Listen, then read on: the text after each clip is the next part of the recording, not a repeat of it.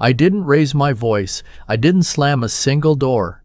I just stood in the kitchen on a Tuesday morning, holding a mug of coffee that had gone cold, and I made a decision. Quietly. The way I've made most of the important decisions in my life. That's the part nobody tells you about getting older. You stop performing anger. You just act.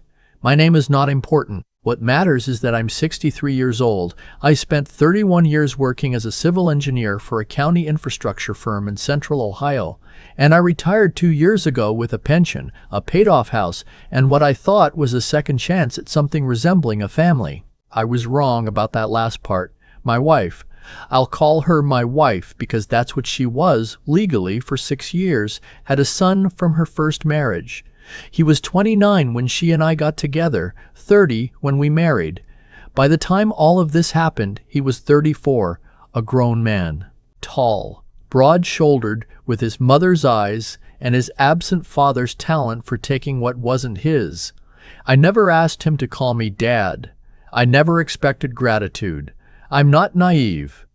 Blended families are complicated. I've read enough to know that. What I expected, what I believed any reasonable adult would offer, was basic decency, common courtesy, the kind you'd show a stranger who holds the door open for you. I never got that either. His name is irrelevant too, but for the sake of telling this clearly, I'll call him what he was to me, my wife's son, because that's all he ever allowed himself to be. When my wife and I married, we moved into my house. The house I bought in 1998, paid off in 2019, the year before we met. 3 bedrooms, a finished basement, a backyard with a maple tree. I planted myself the spring my own son was born.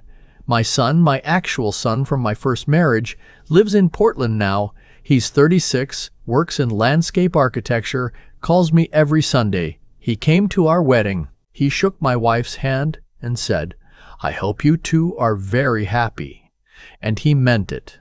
That's who he is. My wife's son did not come to our wedding. He sent a text the morning of that said he had a work conflict. My wife cried in the car on the way to the venue. I held her hand and told her it was okay. That was the first accommodation. It was not the last. Within 4 months of us marrying, my wife's son lost his apartment. His lease ended and he said he couldn't afford the deposit on a new place. My wife looked at me over dinner one night with those eyes, you know the ones, if you've ever loved someone, and I said yes before she even finished the sentence. He moved into my basement. I want to be precise about this. I didn't loan him money. I gave him housing, fully furnished, private bathroom, separate entrance. I paid the utilities. I stocked the kitchen. I never charged him rent because my wife asked me not to, and I loved her and I believed, genuinely believed, that this was temporary, that a 30-year-old man with 2 working legs and a community college degree would find his footing. Months passed. Then a year. Then 2. He worked occasional contractor jobs, roofing mostly. But the work was seasonal and he burned through money faster than he earned it. There were car repairs I covered, a medical bill when he didn't have insurance, a traffic fine that somehow became my problem at Christmas because it's a hard time of year. I never kept a running total in my head.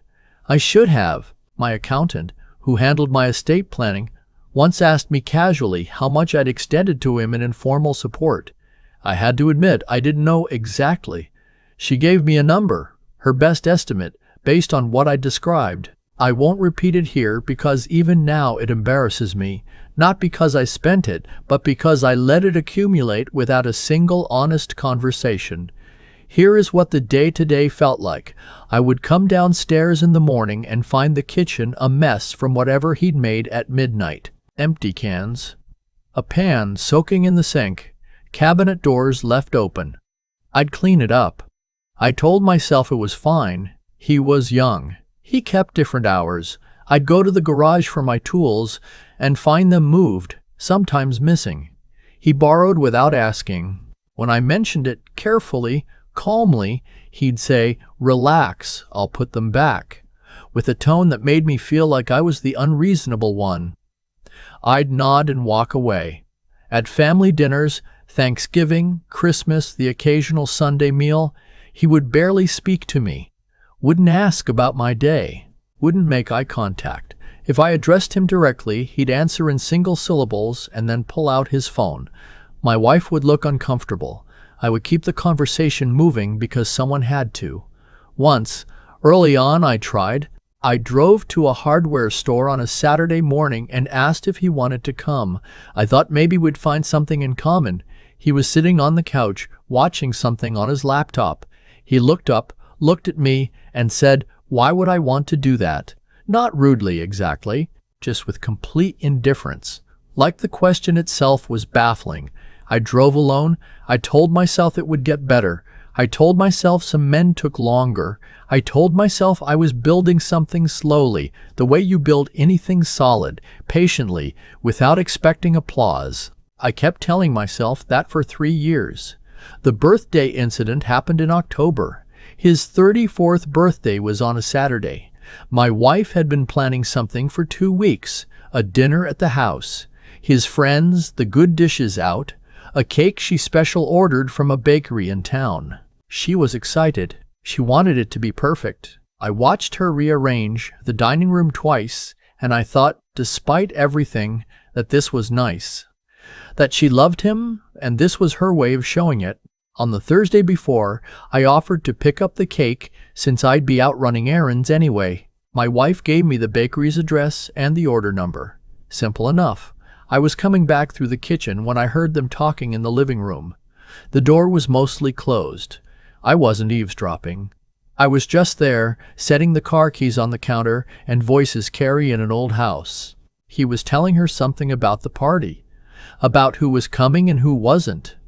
And then she must have said something about me, about the cake maybe, or about me being there, because his voice shifted into something lower and more certain, and he said, "Honestly, the best gift this year would be if he just wasn't around, like at all." There was a pause. My wife said his name, quiet, uncertain, not correcting him, just saying his name. He said, "What? You know it's true." I stood in that kitchen for a long time after that. The car keys were cold in my hand. The house felt very still. I didn't walk into that living room. I didn't say a word. I went upstairs.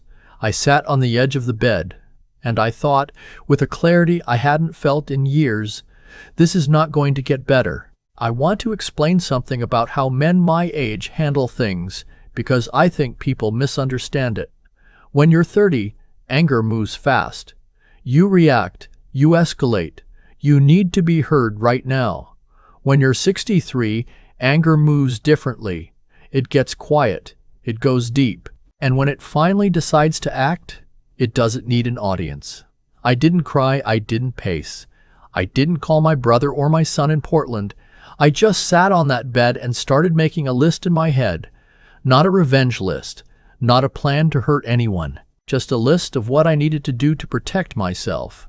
To stop volunteering for something that had never been offered in return. That night I was polite at dinner, passed the bread, asked about someone's job. My wife's son looked at his phone. The next morning, I called my attorney. My attorney has handled my affairs for 15 years. She's sharp, unhurried, and she doesn't sugarcoat. I told her what I was thinking. She asked 3 questions, made 2 suggestions, and told me to come in Monday. That weekend, I was present. I helped with the party setup on Saturday, carried tables, strung lights in the backyard, drove back out to get ice because we'd underestimated. My wife's son arrived with his friends and spent the evening as he always did, like I was furniture, like the house, the food, the cold drinks had materialized on their own. At one point, he walked past me in the kitchen and reached over me to get to the refrigerator without a word. Not a glance. I handed him a bottle, and I smiled and I thought, Monday. The party ended late. My wife was happy. She came to bed saying it had been wonderful. I agreed with her. I held her hand in the dark. I didn't sleep much. Monday morning, my wife left early for her book club. My wife's son was in the basement. I could hear his TV. I drove to my attorney's office. We talked for 90 minutes. I came home, went to my desk in the study, and made 3 phone calls and sent 2 emails. Then I went to our bank and had a conversation at a desk, not at a window, with someone who had a notepad and took careful notes. I wasn't angry when I did any of this. I want to be clear about that. I wasn't acting out of spite. I was acting out of the same steady reasoning that I'd used for 30 years to build things that lasted, structures that could bear weight. You find the thing that isn't sound and you address it before it brings something else down with it. When I got home that afternoon, my wife's son was in the kitchen making lunch. He didn't look up. I made myself a cup of coffee and I said, calmly, without preamble, "I think it's time we talked about the living situation." He looked up then. I told him that I thought 6 months was a reasonable timeline to make alternate arrangements. I told him I'd give him that in writing if he preferred. I told him I wasn't angry and I wasn't asking him to leave tomorrow. I was asking him to make a plan. He stared at me. Then he said, "Does my mom know about this?" I said, "I'll be talking to her tonight." He said, "You can't just do this." I said, "The house is in my name." He opened his mouth again. I picked up my coffee and walked out of the kitchen. Not dramatically, not fast. I just walked out. The conversation with my wife that evening was the hardest thing I've done in recent memory. Not because I wasn't sure, I was sure, but because I loved her, and watching someone you love struggle to choose between you and her child is its own particular kind of grief. I told her what I'd heard on Thursday. I told her all of it. I didn't embellish and I didn't minimize. She was quiet for a long time. Then she said he didn't mean it like that he was venting, that he and I had just never clicked, and maybe I was reading into it. I asked her if she had corrected him when he said it. She looked at the table. I told her I wasn't issuing an ultimatum. I wasn't asking her to choose. What I was asking was for her to acknowledge that what had been happening in this house for years, not for a day, was not acceptable, that her silence when he dismissed me, her deflecting when I raised concerns, her prioritizing his comfort over my dignity in my own home, that all of it had added up to something she needed to see clearly. She said I was being dramatic. I said, "I know you believe that." I got up and I went to the study and I slept on the fold-out couch. In the days that followed, the house went tense, the way old houses do. Every creak louder, every silence heavier. My wife's son stopped coming upstairs except to use the main kitchen late at night. My wife moved between us like she was managing a negotiation she hadn't agreed to enter. She came to me on the 3rd day and said she talked to him, that he'd admitted the comment was wrong, that he was sorry in his way. I asked if he'd said it to me. She said he wasn't comfortable with that yet. I said, "That's information." She asked what I meant. I said, "It means he's still waiting to see if the problem, me, goes away on its own." She started to cry. I handed her a tissue, and I sat beside her and I said, "I am not the villain of this story. I know you don't want to believe that about him. I understand, but I need you to stop asking me to make it easier for him to see me as one." She didn't have an answer for that. Neither of us slept well that week. 2 weeks later, on a Thursday evening, I came home from a walk to find an envelope on the kitchen table. My name was on it in my wife's handwriting. Inside was a short note. She'd gone to stay with her sister for a few days. She needed space to think. She loved me. She wasn't sure what she wanted. She was sorry. I read it twice. Then I put it in the desk drawer, made dinner, and called my son in Portland. He listened for 20 minutes without interrupting. When I finished, he said, "Dad, you know you deserve better than this, right?" I didn't answer right away. He said, "I've watched you accommodate people your whole life. I watched you do it with Mom before the divorce. You kept the peace so long you forgot you were allowed to have a preference." I said, "I know." He said, "What are you going to do?" I said, "I'm going to wait, and I'm going to see what she decides. And then I'm going to act accordingly." He said, "That sounds like you." I told him I loved him. He said it back. I sat in the kitchen for a while after we hung up and let the house be quiet around me. My wife came back after 4 days. We sat at the kitchen table, and she talked for a long time about her son, about her fear of failing him the way his father had, about guilt she'd been carrying for decades. I listened to all of it. I didn't interrupt. When she finished, I said, "I hear everything you're telling me, and I want you to know I understand where that guilt comes from, but I need you to understand something." He is 34 years old. What he said about me was not a child being difficult. It was a grown man telling your grown husband in your shared home that he wished I didn't exist. And your response was to say his name. She said I didn't know what to say. I said that's what I need to change. I told her what I needed going forward. Not a list of demands, a description of a life I could actually live. My wife's son needed to have a move-out date and hold to it. When he spoke about me, or didn't speak about me, she needed to hold a line. Not for my ego, for the basic principle that the people we love don't get to treat others as invisible. She said she would try. I said trying wasn't enough. I said I needed her to decide. She looked at her hands for a moment. Then she looked at me. She said, "I don't want to lose you." I said, "Then don't." That was 6 months ago. My wife's son moved out in March. He's renting a room from a friend of his now. He and I have not spoken directly. My wife sees him for lunch twice a month. That's her right, and I've never asked her to stop.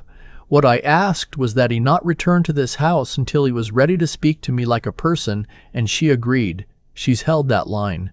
My wife and I, we're not the same as we were before October. Some things you say to each other in the middle of a hard season leave a mark, even when you heal around them. But we're here. We go for walks in the evening. She makes coffee in the morning and sets mine on the counter without asking how I take it, because after 6 years, she knows. Last month she laughed at something I said, really laughed, surprised by it, and I thought, yes, that's still there. I'm not telling this story because it ended neatly. It didn't. I'm telling it because of that morning in the kitchen, because of the moment I heard those words and felt something in me go very still and very clear. Not cold, not bitter, just done with performing peace in a place where none existed. There's a difference between being patient and being invisible. It took me 63 years and a cold cup of coffee to finally feel where that line was. I found it. I held it. That's the whole story. I've been thinking about cause and effect a lot lately. Not in any grand philosophical way, just the ordinary kind.